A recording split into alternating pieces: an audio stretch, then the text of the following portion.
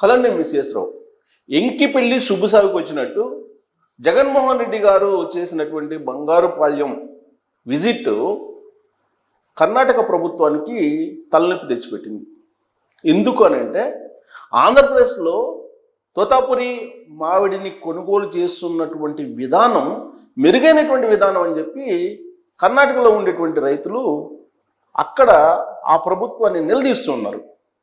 ఇలాంటి సమయంలో జగన్మోహన్ రెడ్డి గారు అక్కడికి బంగారుపాళ్యం వెళ్ళి అక్కడ మార్కెట్ యార్డ్కి వెళ్ళి అక్కడ ఉండేటువంటి రైతులతోటి ఇంటరాక్ట్ కావటం, ఇవన్నీ హైలైట్ అయ్యాయి.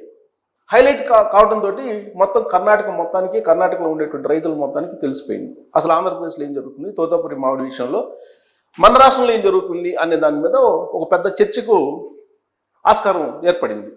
సరిగ్గా ఈ పాయింట్ దగ్గరే డికే శివకుమార్ సీరియస్ అయ్యారు అని చెప్పి తెలుస్తుంది. ఎందుకంటే డికే శివకుమార్ గారు అలాగే జగన్మోహన్ రెడ్డి గారు ఇద్దరు వ్యాపార ఫ్రెండ్స్, ఆర్థికపరమైన బంధాలు ఉన్నాయి, రియల్ ఎస్టేట్కి సంబంధించిన బంధాలు ఉన్నాయి. బెంగళూరు కేంద్రంగా చేసుకుని వాళ్ళిద్దరి మధ్య స్నేహ బంధాలు అనేకం ఉన్నాయని చెప్పి వాళ్ళిద్దరి గురించి తెలిసినటువంటి బెంగళూరు వాసులు చెప్తూ ఉంటారు. ఆ మధ్యకాలంలో వైఎస్ఆర్ కాంగ్రెస్ పార్టీని విలీనం చేయించడానికి కూడా మధ్యవర్తిత్వం వహించారు డికే శివకుమార్ అనేది కూడా వినిపించింది. మేబీ అది గాసిప్ అయి ఉండొచ్చు, కానీ అలాంటి న్యూస్ అయితే వచ్చింది. అంటే వాళ్ళిద్దరి మధ్య అంత సాన్నిహిత్యం ఉంది అని చెప్పడానికి మాత్రం నేను అది ఉదాహరించాను. సో ఇప్పుడు జగన్మోహన్ రెడ్డి గారు అక్కడికి వెళ్ళి ఏం చేశారు, బంగారుపాళ్యం వెళ్ళి అక్కడికి వెళ్ళినటువంటి సందర్భంగా 5 ట్రాక్టర్లకు సంబంధించినటువంటి తోతాపురి మామిడిని రోడ్ల మీద పోసేశారు. అలాగే పెద్దిరెడ్డి ద్వారకానాథ్ రెడ్డి అక్కడికి వచ్చినటువంటి వాళ్ళకి పెద్ద ఎత్తున మద్యాన్ని పంచుతూ కెమెరాలకి చిక్కారు. అక్కడ కార్యకర్తలు లేదంటే అక్కడికి వచ్చినటువంటి వాళ్ళు తోపులాట ఘర్షణ జరిగింది. దాంట్లో ఒకళ్ళు గాయపడ్డారు. అక్కడ ఉండేటువంటి ఎస్ఐ అతని తలకి కట్టి ఆసుపత్రికి తరలించి అతనికి చికిత్స చేస్తున్నారు. మరి ఇదంతా జరుగుతుందని చెప్పి ఆంధ్రప్రదేశ్ ఇంటెలిజెన్స్ గమనించలేదా? ఆంధ్రప్రదేశ్ ఇంటెలిజెన్స్కి తెలియదా జగన్మోహన్ రెడ్డి గారి బంగారుపాళ్యం టూర్ ఎలా ఉండబోతుంది, ఎలా ప్లాన్ చేశారు అనేది ఇంటెలిజెన్స్కి తెలిసి ఉండాలి కదా. 5 ట్రాక్టర్ల తోతాపురి మామిడిని రోడ్ల మీద పోశారంటే ఇది ప్రీ ప్లాన్డ్ కదా. ప్రీ ప్లాన్ అని చెప్తున్నారు కదా తెలుగుదేశం పార్టీ వాళ్ళు, వైఎస్ఆర్ కాంగ్రెస్ పార్టీ వాళ్ళు ప్రీ ప్లాన్ చేసి ఇదంతా ఆర్గనైజ్ చేశారని. మరి ఇంత ఆర్గనైజ్ చేస్తున్నప్పుడు ఇంటెలిజెన్స్ ఏమవుతుంది, పోలీస్ వ్యవస్థ ఏమైంది, ఇంటెలిజెన్స్ మొత్తం అబ్జర్వ్ చేయాలి కదా. అసలు ఏం జరుగుతుంది అనే దాన్ని ముందే పసిగట్టాలి కదా. మరి ఎందుకు పసిగట్టలేకపోయింది? ఇదొకటి కనిపిస్తుంది. ఇంటెలిజెన్స్కి సంబంధించినటువంటి వైఫల్యం క్లియర్గా పల్నాడులో కనిపిస్తుంది, ఇక్కడ కనిపిస్తుంది. తెనాలిలో వెళ్ళినప్పుడు జగన్మోహన్ రెడ్డి గారు అక్కడికి వెళ్ళినప్పుడు అక్కడ కనిపిస్తుంది. మరి ఇంటెలిజెన్స్ అలర్ట్గా ఉంటే ఇన్ని రకాలుగా వైఎస్ఆర్ కాంగ్రెస్ పార్టీ ప్రయోగాలు చేయదు, ఇన్ని రకాలుగా ఆర్గనైజ్డ్గా ఈ విధమైనటువంటి పనులు చేసే అవకాశమే ఉండదు. అంటే ముందుగా అలర్ట్ కాలేదు. అలర్ట్ కావడానికి పోలీసులకి అవసరమైన సమాచారాన్ని ఇంటెలిజెన్స్ ఇవ్వలేదేమో, అందుకే ఇదంతా జరిగిందేమో అనేది ఒక వర్షన్. ఇక ఆంధ్రప్రదేశ్లో తోతాపురి మామిడి కొనుగోళ్లు, కర్ణాటకలో తోతాపురి మామిడి కొనుగోళ్లకు సంబంధించినటువంటి విషయాన్ని తీసుకుంటే ఇక్కడ మనకి యాక్చువల్గా కిలో వచ్చేసి కిలో 12 రూపాయలకు కొనుగోలు చేస్తున్నారు. కిలో 12 రూపాయలకి కొనుగోలు చేస్తున్నారు. దీంట్లో ప్రభుత్వం 4 రూపాయలు సబ్సిడీ కింద ఇస్తుంది. అంటే అక్కడ ఉండేటువంటి ప్రాసెసింగ్ యూనిట్లు 8 రూపాయలు కొనుగోలు చేస్తున్నారు కిలో. ఈ 4 రూపాయలు చంద్రబాబు నాయుడు గారు అనౌన్స్ చేశారు సబ్సిడీ కింద, రైతులు నష్టపోకుండా. ఇప్పుడు ఆ కొనుగోలుకు సంబంధించినట్టు కూడా ప్రత్యేకమైన కేంద్రాలను ఏర్పాటు చేసి కొనుగోళ్లను పర్యవేక్షిస్తూ రాష్ట్ర ప్రభుత్వం పకడ్బందీగా తోతాపురి మామిడి కొనుగోళ్లను చేయిస్తూ ఉంది. అయితే ఇప్పుడు జగన్మోహన్ రెడ్డి గారు వెళ్ళారు. జగన్మోహన్ రెడ్డి గారు ఏమంటారు, కేంద్రం కొనుగోలు చేస్తుంది, కర్ణాటకలో కేంద్రం చేత కొనుగోలు చేపిస్తున్నారు అక్కడ ఉండేటువంటి రాష్ట్ర ప్రభుత్వం, మరి ఇక్కడ ఆంధ్రప్రదేశ్లో ఎందుకు ఆ విధంగా చేయట్లేదు అని చెప్పి ఆయన ప్రశ్నిస్తూ ఉన్నారు. అక్కడ రైతులేమో, కర్ణాటక రైతులు ఆంధ్రప్రదేశ్లో అద్భుతంగా కొనుగోలు చేస్తున్నారు, మాకు కొనుగోలు చేయట్లేదు అని అంటున్నారు. ఈయనేమంటారు, అక్కడ 16 రూపాయలు కొనుగోలు చేస్తున్నారు, కర్ణాటకలో కేంద్ర ప్రభుత్వం చేత కొనుగోలు చేపిస్తున్నారు అని చెప్పి ఈయన చేస్తున్నటువంటి ఒక ఆరోపణ. ఇది నిజమేనా అంటే కర్ణాటక రైతులు అంగీకరించట్లేదు. ఎందుకంటే ఇది ట్రాన్స్పరెంట్. ఇక్కడ ఎంత కొనుగోలు చేస్తున్నారు, కర్ణాటకలో ఎంత కొనుగోలు చేస్తున్నారు అనేది చాలా క్లియర్గా అందరికీ అర్థమైపోతుంది. సో ఈ వాదన వినిపించడానికి అక్కడికి వెళ్ళారు, రైతులతో మాట్లాడారు జగన్మోహన్ రెడ్డి గారు. అయితే ఈ 5 ట్రాక్టర్లకు సంబంధించిన వివరాలు కూడా తీసుకున్నారు. ఏది, తోతాపురి మామిడిని రోడ్ల మీద పోసి అసలు మాకు గిట్టుబాటు ధరలు లేవు అని చెప్పి నిరసన వ్యక్తం చేస్తూ 5 ట్రాక్టర్లు, ఆ ట్రాక్టర్ నెంబర్లు ఏంటో తెలుసా మీకు? ఈ ట్రాక్టర్ నెంబర్ని బట్టి ఈ నిరసన వ్యక్తం చేసినటువంటి వాళ్ళు ఎవరు, నిజంగా గిట్టుబాటు ధర లేక ఆంధ్రప్రదేశ్లో రైతులు నిరసన వ్యక్తం చేస్తున్నారా, లేదంటే ఇది ప్రీ ప్లాన్డ్గా ఆర్గనైజ్ చేసినటువంటిదా అనేది మీకు అర్థమవుతుంది. అది ఏంటనేది నేను చెప్పడం కన్నా మీరే తెలుసుకోవచ్చు. ఏపీ 03 AA 0218 ఇది ఒక ట్రాక్టర్, ఈ నెంబరు. రెండో ట్రాక్టర్ నెంబరు ఏపీ 20U9212 ఇది ఒక ట్రాక్టర్ నెంబరు. ఇంకొక ట్రాక్టర్ నెంబరు ఏపీ 03 M018. ఇంకో ట్రాక్టర్ నెంబరు ఏపీ 03 S8542. మరొక ట్రాక్టర్ నంబరు ఏపీ 03 TB 55332 5542 32 కాదు 42 5542. ఈ నంబర్లు, ఈ 5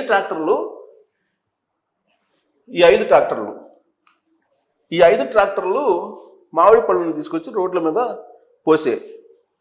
మరి వీళ్ళు రైతులా, వీళ్ళు తీసుకొచ్చినటువంటి సరుకు రైతులదేనా, లేదంటే ఆల్రెడీ పంట దశలో ఉన్నప్పుడు అంటే కాయ రూపంలో ఉన్నప్పుడు కొంతమంది మీడియేటర్స్ కొనుగోలు చేస్తూ ఉంటారు. ఈ కొనుగోలు చేసినటువంటి వాళ్ళు తీసుకొచ్చి ఈ విధంగా చేశారా అనేది తేల్చాల్సి ఉంది, ఇంకా తేలలేదు. ట్రాక్టర్లను అయితే ఐడెంటిఫై చేశారు. మరి ఈ ట్రాక్టర్ల నెంబర్లు ఇవన్నీ ముందు ఇంటెలిజెన్స్ కనుక్కోలేదు. సరే, ఈ కర్ణాటకకు సంబంధించి ఆయన చేసినటువంటి ఆరోపణ ఏందో, అక్కడ 16 రూపాయలకు కొనుగోలు చేస్తున్నారు, ఇక్కడ రిస్ట్రిక్షన్స్ పెట్టారు చాలా ఆంధ్రప్రదేశ్లో, ఇక్కడ రైతులకు అన్యాయం జరిగిపోతుంది అని చెప్తున్నారు. అయితే కర్ణాటకలో ఏంటి, ఆంధ్రప్రదేశ్లో ఏంటి పరిస్థితి అనేది నేను మీకు చూపించే ప్రయత్నం చేస్తాను. సో కర్ణాటకలో ఏంది, ఆంధ్రప్రదేశ్లో ఏంటి అనేది నేను మీకు చూపిస్తాను. ఇది కర్ణాటక, ఆంధ్రప్రదేశ్. ఇది క్లోజప్లో చూడొచ్చు మీరు.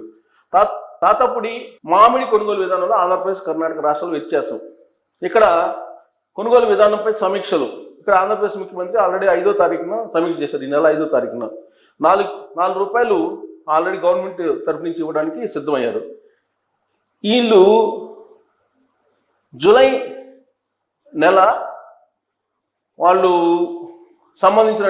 కొనుగోలుకు సంబంధించినటువంటి ప్రకటన చేశారు అంతే, జూలై నెలలో.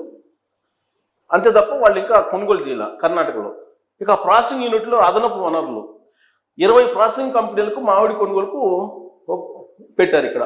అలాగే టాపప్ మొత్తాన్ని కూడా ఇప్పించారు బ్యాంకుల నుంచి. ఇది ఆంధ్రప్రదేశ్. ఆ ప్రయత్నం కర్ణాటక వాళ్ళు చేయాల. ఇక కొనుగోలుకు MTS పరిమితి అంటే మెట్రిక్ టన్స్. ఈ MTS అంటే హెక్టార్కు పరిమితి లేదు, నువ్వు ఎంత దిగుబడి ఇచ్చినా కొనుగోలు చేస్తారు అన్లిమిటెడ్గా. ఇక్కడ హెక్టార్కి 5 టన్నులు పరిమితి పెట్టారు. 5 టన్నుల కన్నా ఎక్కువ పండిస్తే అది కొనరు వాళ్ళు, గవర్నమెంట్ అక్కడ కర్ణాటకలో. ఇక విస్తీర్ణం సబ్సిడీపై పరిమితి. రైతుల విస్తీర్ణం మీద పరిమితి లేదు ఆంధ్రప్రదేశ్లో. ఇది ఏపీ, అదేమో కర్ణాటక. ఇది ఏపీ, ఇదేమో కర్ణాటక. సో ఇక్కడ పరిమితి లేదు. ఇక్కడ రైతుకి 2 హెక్టార్లు పరిమితి పెట్టారు. అలాగే గరిష్ట పరిమితి 4,000 పెట్టారు అక్కడ. 4,000 గరిష్ట పరిమితి. 2 హెక్టార్లకి 4,000 ఇచ్చి కొనుగోలు చేస్తారు అక్కడ.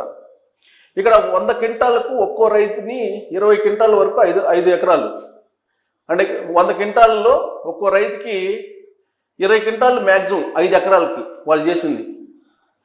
ఇక్కడ విస్తీర్ణం పరిమితి లేదు, లిమిట్ లేదు. ఈ రైతులకి ఇచ్చేటువంటి మొత్తం సబ్సిడీ పొందొచ్చు, రైతులకి ఇచ్చిన మొత్తం దిగుబడికి సబ్సిడీ పొందొచ్చు. ఇక్కడ సబ్సిడీ గరిష్ట పరిమితి 4,000 పెట్టారు అక్కడ. ఇక కొనుగోలుకు సంబంధించి ఈ మొత్తం కొనుగోలుకు సంబంధించి ఏర్పాట్లు చేశారు. ఇది అన్ని ఉద్యానవన శాఖ, వ్యవసాయ శాఖ అవన్నీ దగ్గర ఫ్యాక్టరీల దగ్గర, ర్యాంపులు, మండీల దగ్గర మొత్తం క్షేత్రస్థాయిలో, మండల స్థాయిలో పరిశీలన చేసి మొత్తం పెట్టారు. అక్కడ కేవలం వ్యవసాయ మార్కెట్కి అప్పు చెప్పారు. సబ్ యార్డులు, డైరెక్ట్ కొనుగోలు కేంద్రాలు, అప్రూవ్డ్ కొనుగోలు కేంద్రాలు, అప్రూవ్డ్ మామిడి ప్రాసెసింగ్ యూనిట్ల ద్వారా కొనుగోలు చేస్తున్నారు అక్కడ. ఇక్కడ జిల్లాల వారీగా ఉద్యానవన శాఖ అన్ని పెట్టి చేస్తున్నారు. కౌలు రైతులకి అక్కడ చేతులు ఎత్తేసింది కర్ణాటక గవర్నమెంట్. ఇక్కడ ఏం చేస్తున్నారు, ఈ పంటలో నమోదైనటువంటి అందరు రైతులు పండించినటువంటి పంటను కొనుగోలు చేస్తున్నారు. అందరికీ నాలుగు రూపాయలు సబ్సిడీ వర్తింపజేస్తున్నారు. ఇక మామిడి కొనుగోలుపై అవగాహన పెంచేదానికి గ్రామ సభలు, రైతు సభల ద్వారా అవగాహన కల్పిస్తున్నారు. అక్కడ అసలు అవగాహన కల్పించేటువంటి ప్రయత్నమే చేయట్లేదు అక్కడ. ఇక కొనుగోలు కేంద్రాల సౌకర్యాలు, అసలు అక్కడ సౌకర్యాలు లేవు కర్ణాటకలో.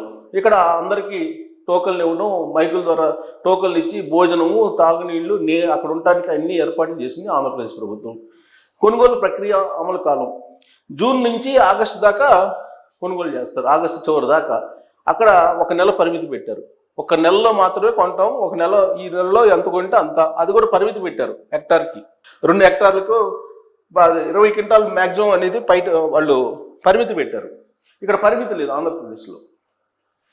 ఇది ఆల్రెడీ పత్రికా ప్రకటన అనౌన్స్ చేశారు.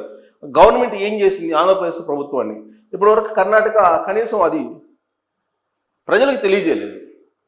ఇప్పుడు మొత్తం కర్ణాటక, మన ఆంధ్రప్రదేశ్లో ఈ మొత్తం ప్రాసెసింగ్ యూనిట్లు చూడండి, జిల్లాలో మొత్తం అక్కడ ప్రధానంగా తిరుపతి, చిత్తూరు, అన్నమయ్య జిల్లాల్లో ఇది పండుతుందన్నమాట.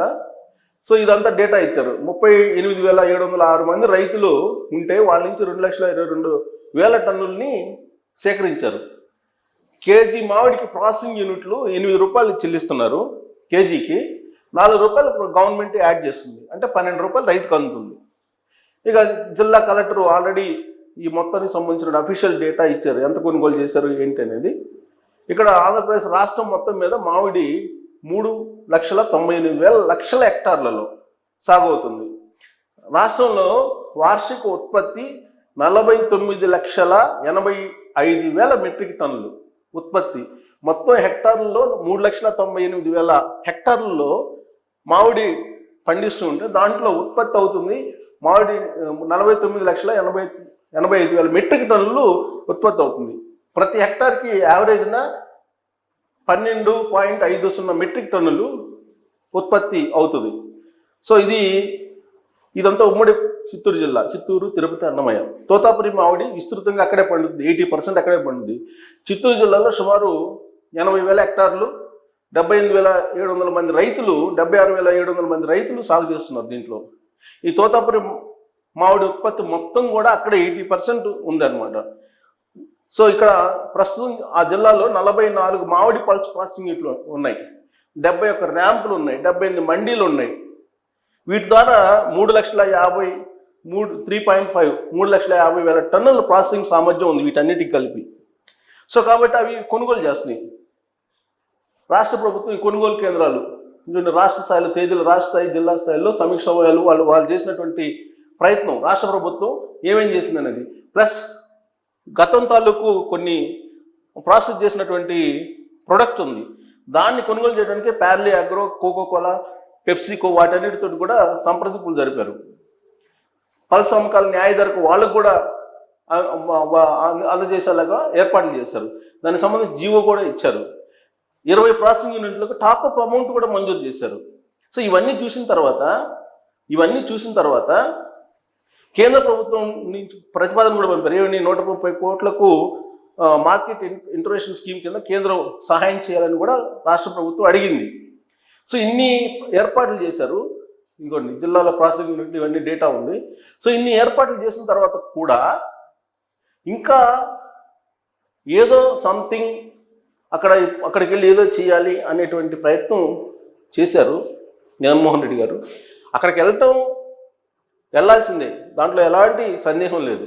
రైతులతో ఇంటరాక్షన్ కావాల్సిందే.